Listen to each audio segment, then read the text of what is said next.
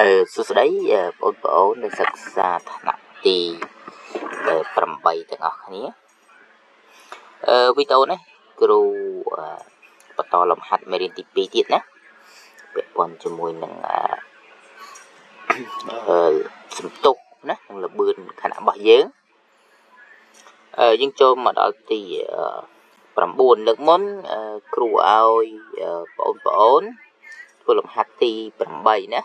ហើយលំហាត់ទី9ហ្នឹងគ្រូដាក់លំនាំទី8ឯនេះចូលដល់ទី9អញ្ចឹងគ្រូដាក់លំនាំទី8ទេណាទី9ណាលំនាំទី8ស្តៀងគ្នាទេ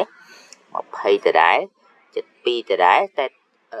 បន្ថយមកដល់36ណាមកដល់36តោះអញ្ចឹងយើងទៅមើលលំហាត់ណាអញ្ចឹងបងប្អូនដែលអត់ទាន់ច្បាស់ទី8បងប្អូនមកមើលលំហាត់ទី9ហ្នឹងទៅបងប្អូនធ្វើបានណាកន្លែងហ្នឹងណាបងប្អូនធ្វើលំហាត់ហ្នឹងបានណាលំហាត់ទី9រថយន្តមួយណាកំពុងផ្លាស់ទីជាមួយល្បឿន72គីឡូម៉ែត្រក្នុង1ម៉ោងដោយចលនាយឺតស្មើណាមានន័យថាវាបន្ថយល្បឿនហើយក្នុង20វិនាទីវាមានល្បឿនប៉ុណ្ណឹងអញ្ចឹង20វិនាទីវាបន្ថយល្បឿនបាន36គីឡូម៉ែត្រក្នុង1ម៉ោងណាគេឲ្យគណនាសន្ទុះរបស់រថយន្តអញ្ចឹងយើងទៅអានទាំងអស់គ្នាល្បឿនរបស់យើងហ្នឹងនេះល្បឿនអញ្ចឹងល្បឿនវៃណាល្បឿនវៃល្បឿនវៃល្បឿនមាន2ណាយើងនៅក្នុងសិក្សានៅក្នុងយើងតាំងមាន2ពេលខ្លះគឺតាំងដោយវៃតេក៏បានឬវៃតទេក៏បានដែរណាកុំឲ្យបងប្អូន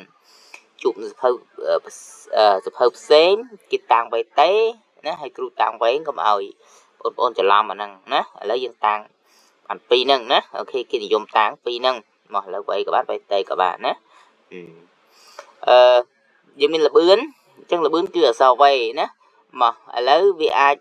វៃហ្នឹងគឺសំដៅលើវៃវៃតទេឬវៃអូនេះវៃអូណាវៃតទេដើមមួយណាជាវៃអូហ្នឹងយើងតំណាងរបស់ដើមបើយើងនិយាយលើល្បឿនគឺល្បឿនដើមណាយើងនិយាយលើល្បឿនគឺល្បឿនដើមចុះយើងមើលកំពុងផ្លាស់ទីប៉ុណ្ណឹងល្បឿន72អញ្ចឹងមានន័យថាហ្នឹងគឺជាវៃអូណាវៃអូបន្តមកទៀតវាបន្ថយដល់ប៉ុន្មានវាចលនាយឺតអញ្ចឹងវាថយទៅដល់36អញ្ចឹងមានន័យថានេះគឺជាវៃតន់គ្រូនិយាយឡើងហ្នឹងណា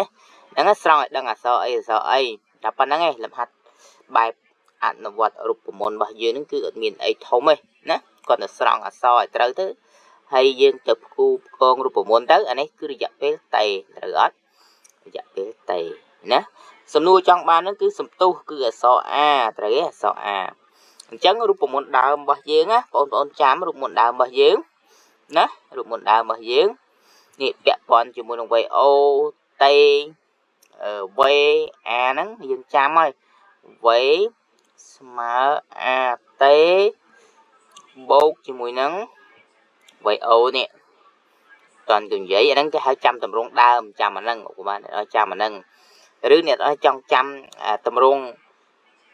បែបនេះក៏បានដែរនេះបែបនេះក៏បានដែរនេះបែបនេះក៏បានណាតើនិយាយយើងយកមួយទុកធ្វើជាគោលរបស់យើងមានន័យថាយើងចាំតម្រងហ្នឹងហើយយើងបំបែកចេញពីហ្នឹងវាងាយណាវាចំណេញយើងកុំឲ្យយើងចាំច្រើនពេកណាវាខាត memory របស់យើងណោះឥឡូវឧបមាថាគ្រូចង់បាន A នេះ A អញ្ចឹងមានន័យថាដោយសារ A វានៅជាប់តេនេះណាជាប់តេហើយវាជាប់ជាមួយអីទៀតវាជាប់ជាមួយវៃអូទៀតជាប់ណាអូខេនៅជាប់ហើយមានជាប់ផលបូកមានជាប់ជាមួយគ្នាហើយជាប់ផលគុណណាអញ្ចឹងដើម្បីទាញវាហ្នឹងអ្នកទាំងអស់គ្នាត្រូវរុញ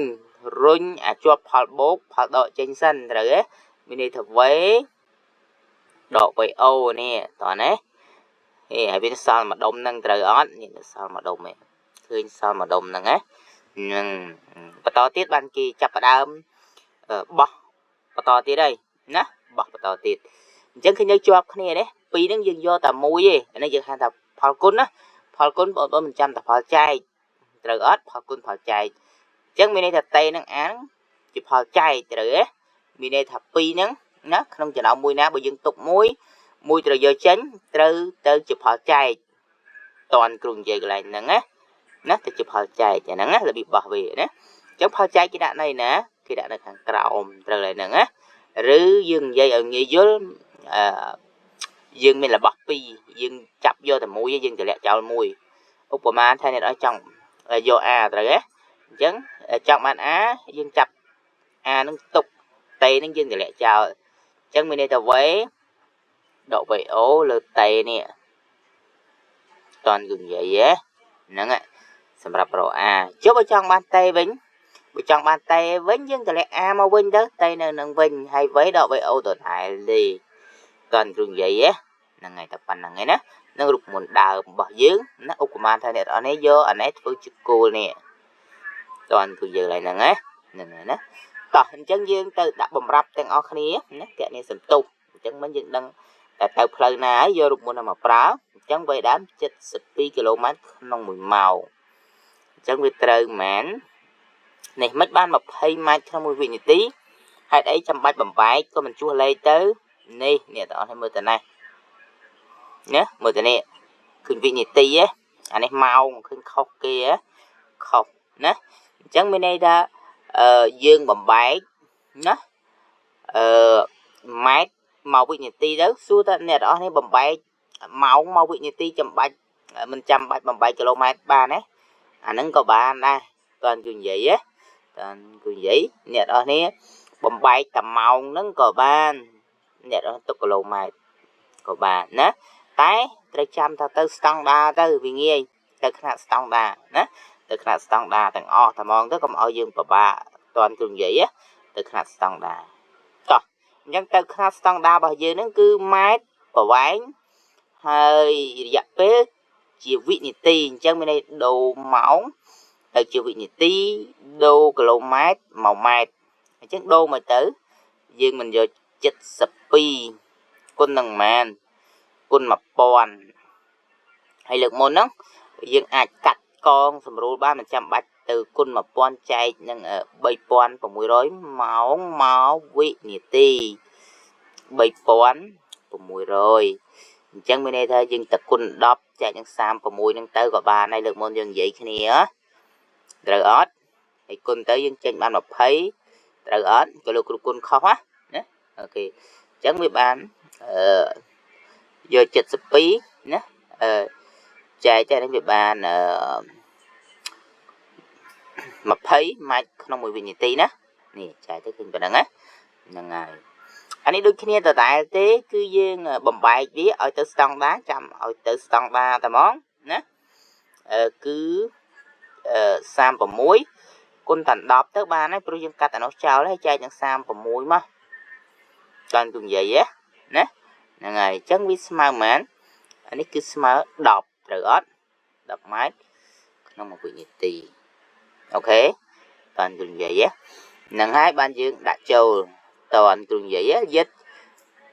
ផ្លេចបំបែកខ្នាតហើយយកទៅដកតម្រងណាដែលសារយកទៅដកហ្នឹងអានេះម៉ោងខុសជាមួយនឹងវិនាទីនេះយើងអាចសម្រួលនេះបានតើគឺនិយាយហ្នឹងយើងអាចសម្រួលគ្នាបានណាតែបើគ្រូនិយាយសាស្ត្រថ្មីគីឡូម៉ែត្រហ្នឹងអ្នកទាំងអស់គ្នាមិនចាំបាច់បំបែកក៏បានដែរហ្នឹងណាហ្នឹងហើយណាវាអាចអ្នកអត់មានជំរើសបានដែរតែចាំថាឲ្យទៅស្តង់ដារទាំងអស់ទៅកុំឲ្យពិបាកពេលខ្លះយឹកជាអានេះដាក់ម៉ែត្រអានោះគីឡូម៉ែត្រអីយើងច្រឡំទៀតអញ្ចឹងថាឲ្យទៅណាស្តង់ដារទាំងអស់តែម្ដងកុំឲ្យពិបាកកុំវែងណាមកអញ្ចឹងយើងជួសលេខចូលតាមកន្លែងទៅអាណាវេណាដាក់បោះវេនេះវេ10ណាអានេះមែន20អញ្ចឹងវាដក10ណា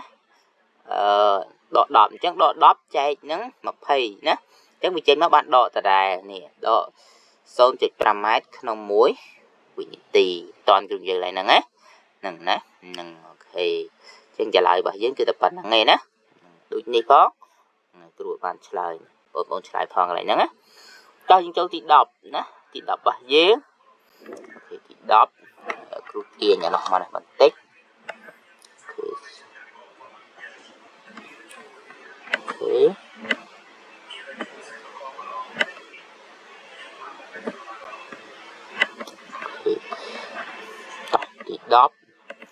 ទី10យើងចង់បានអីទី10